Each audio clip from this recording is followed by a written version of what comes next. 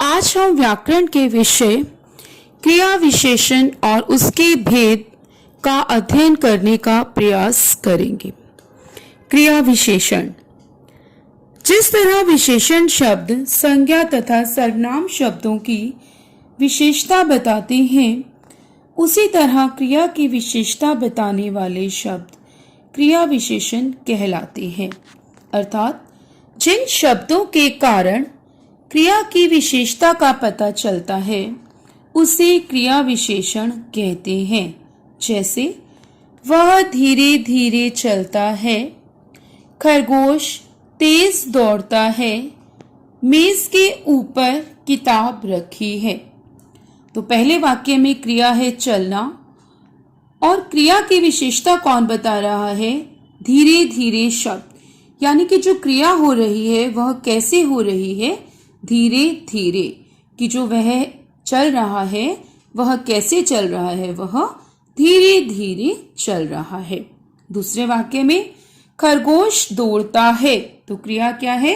दौड़ना, और दौड़ने की विशेषता क्या है? तेज। तो खरगोश दौड़ रहा है।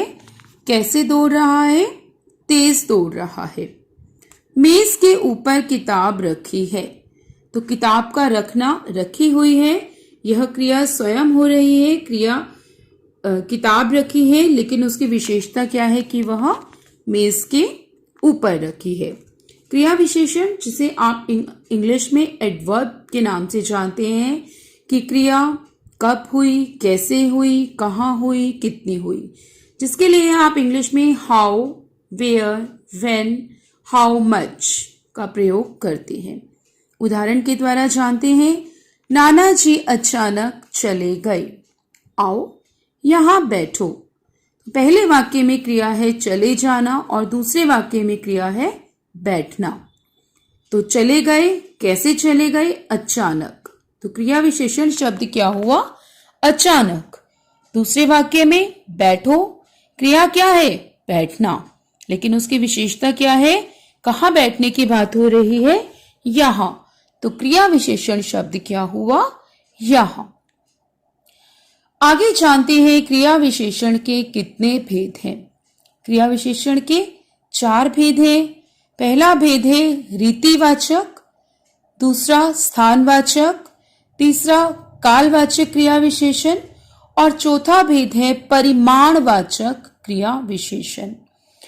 आइए इन भेदों को विस्तार पूर्वक जानते हैं। क्रिया विशेषण का पहला भेद है रीतिवाचक क्रिया विशेषण। रीति, हाउ। जिस क्रिया विशेषण से क्रिया के होने की रीति, रीति अर्थात ढंग, अर्थात तरीका, कि कोई भी क्रिया किस तरह हुई उसका पता चले, उससे रीतिवाचक क्रिया विशेषण कहते हैं। देखिए, घोड़ा तेज दौड़ता है। क्रिया क्या है? दौड़ना, लेकिन कार्य कैसे हुआ? कैसे दौड़ा? तेज तेज। तो तेज जो है वो आपका रीतिवाचक क्रिया विशेषण शब्द है। कुछ अन्य उदाहरणों के द्वारा जानते हैं। लगातार बारिश हो रही है। बारिश हो रही है, कैसे हो रही है? लगातार। लगातार अर्थात बिना रुके बारिश हो रही है। तो कार्य करने का या होने का जो ढंग पता चलता है वह हमें रीतिवाचक क्रिया विशेषण के द्वारा पता चलता है। अगला उदाहरण देखते हैं। बच्चा जोर जोर से रो रहा है। क्रिया है रोना, लेकिन उस रोने का ढंग कैसा है? धीरे धीरे रो रहा है या जोर जोर से रो रहा है? तो चित्र में दिखाया गया है बच्चा जोर जोर से रो रहा है। क्रिया विशेषण का दूसरा भेद है स्थानवाचक क्रिया विशेषण। स्थान, वेयर, जहां आप इंग्लिश में वेयर यूज करते हैं कि कोई भी क्रिया कहाँ हुई, क्रिया के होने का स्थान क्या था। जिस क्रिया विशेषण शब्द के द्वारा क्रिया के होने के स्थान का बोध होता है उसे स्थानवाचक क्रिया विशेषण कहते हैं। मेहमानों को भीतर बिठाइए। बैठाइए, कहाँ बैठाइए? भीतर। भीतर मतलब अंदर।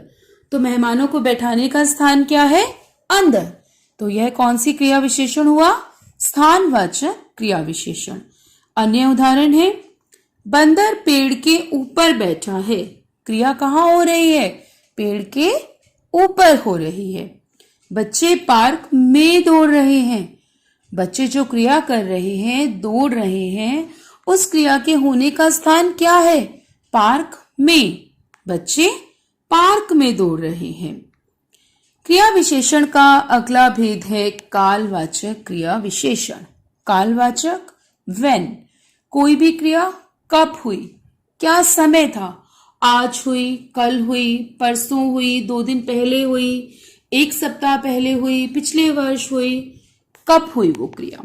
जानते हैं, जिस क्रिया विशेषण शब्द से क्रिया के होने के समय के बारे में पता चलता है, अर्थात यह पता चलता है कि क्रिया कब हुई, उसे कालवाचक क्रिया विशेषण कहते हैं। उदाहरण देखते हैं, मेरे भैया कल आएंगे।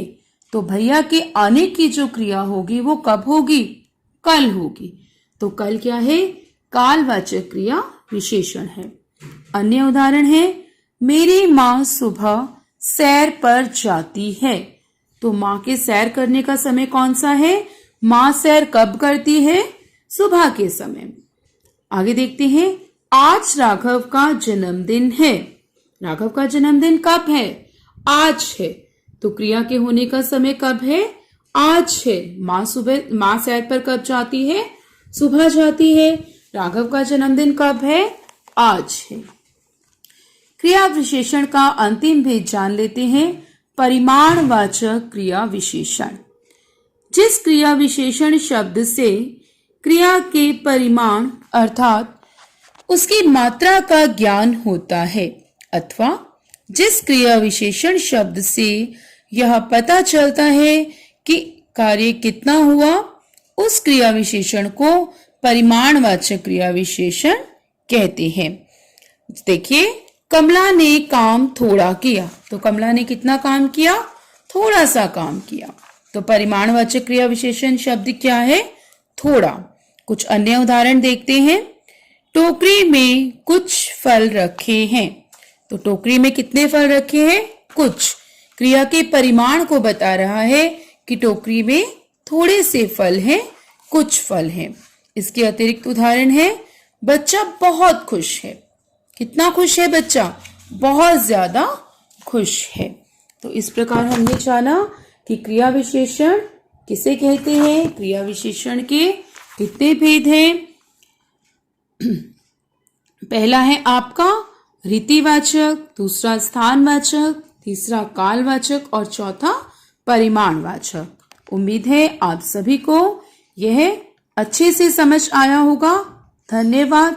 आपका दिन मंगलमय हो।